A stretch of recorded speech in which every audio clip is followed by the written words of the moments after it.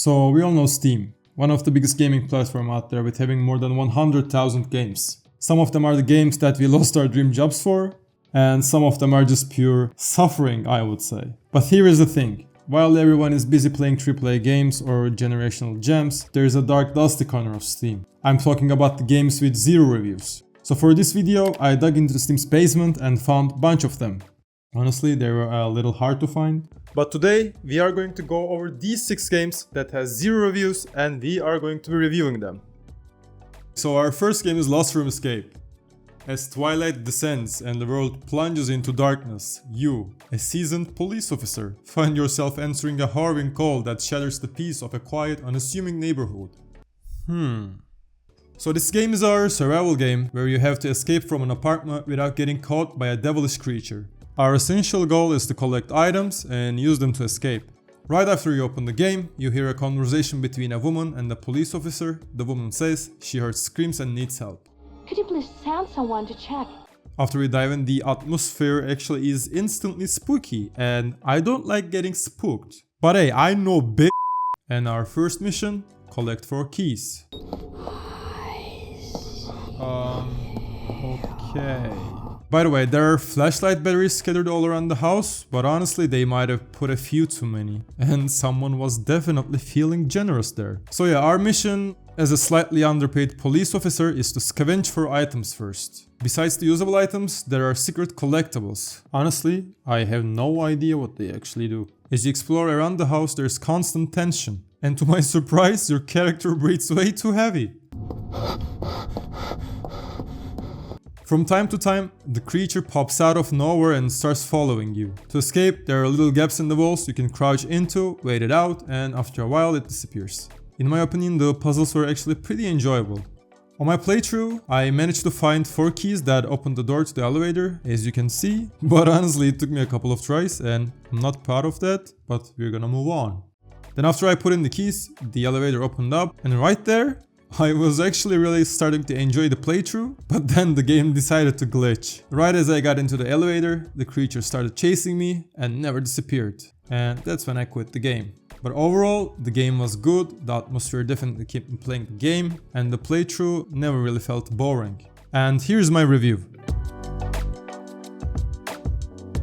The next game is Lost Island. This game is a Souls-like game where you play as a warrior trying to find a mysterious plant that apparently caused the extinction of entire tribes. Right as I jumped into the game, it was way too loud. And guess what? No sound options. At first, it was kinda hard for me to figure out the controls.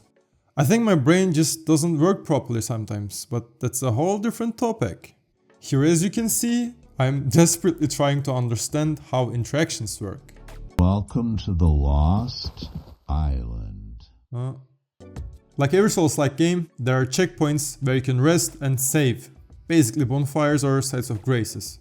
When you interact with one, it says, "No, please don't burn." Okay. To get to the first part of the map, you have to solve a puzzle. As you can see, I'm having a bit of hard time finding it.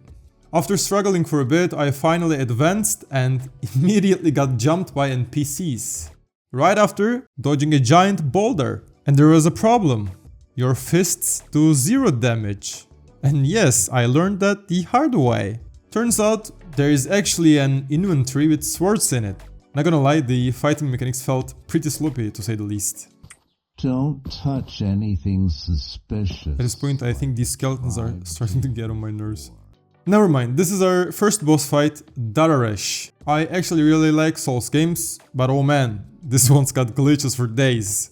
First, the boss kept one-shotting me, then even when I tried to deal some damage while it was charging, yep, you guessed it right, I got one-shotted again.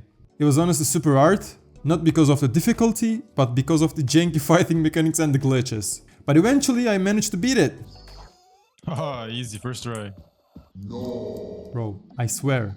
Shut the fuck. So the game continues as you travel around the map, find bosses and beat them. After a bit, I beat the second boss, then did a quick puzzle. I swear it didn't take me half an hour. And on the third boss, Vashtar the Soul Devourer, yeah, he devoured my soul. Then I realized I hadn't found another checkpoint, so the game threw me all the way back to the second boss, and yeah, then I got bored. Dinosaur running. Yep, you heard it right.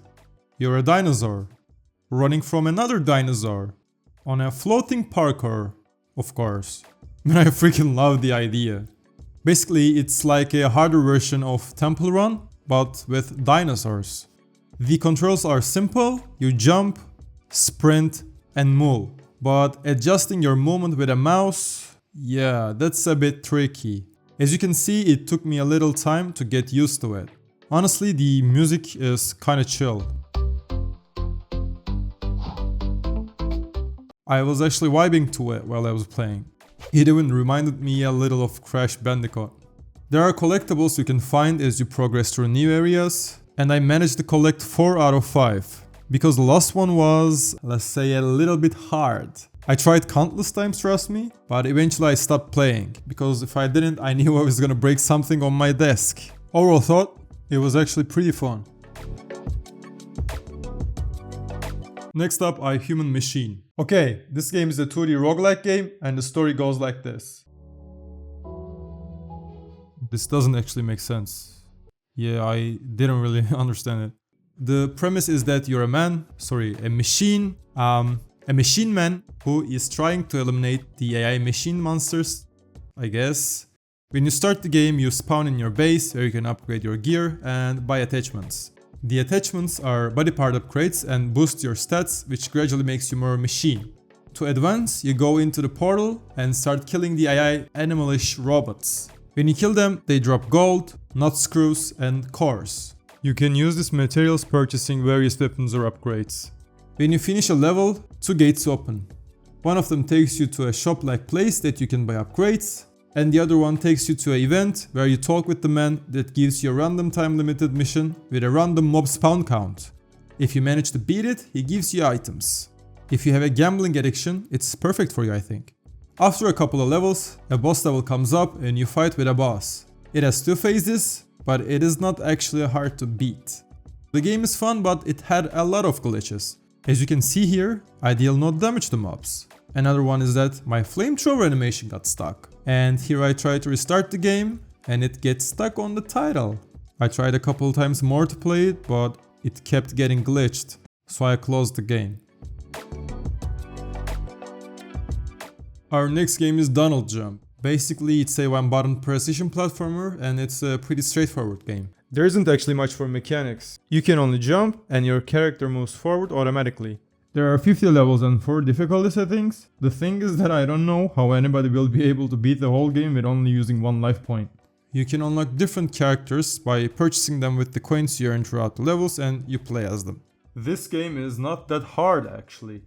Just kidding? The game is really hard. I usually have trouble with platformers and this one was no different. I managed to advance to the 20th level, but that's where things went downhill.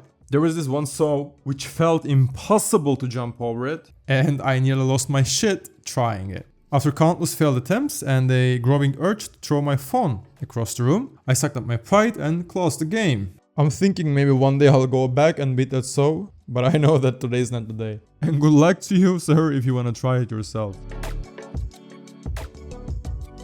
And Duilus. Alright, this one's going to be quick and you're gonna understand why in a second. As soon as you launch the game, you literally get flashbanged, not just by the visuals, but also by a story that gets passionately screamed at you by a very enthusiastic voice actor. Once upon a time, in an ancient era.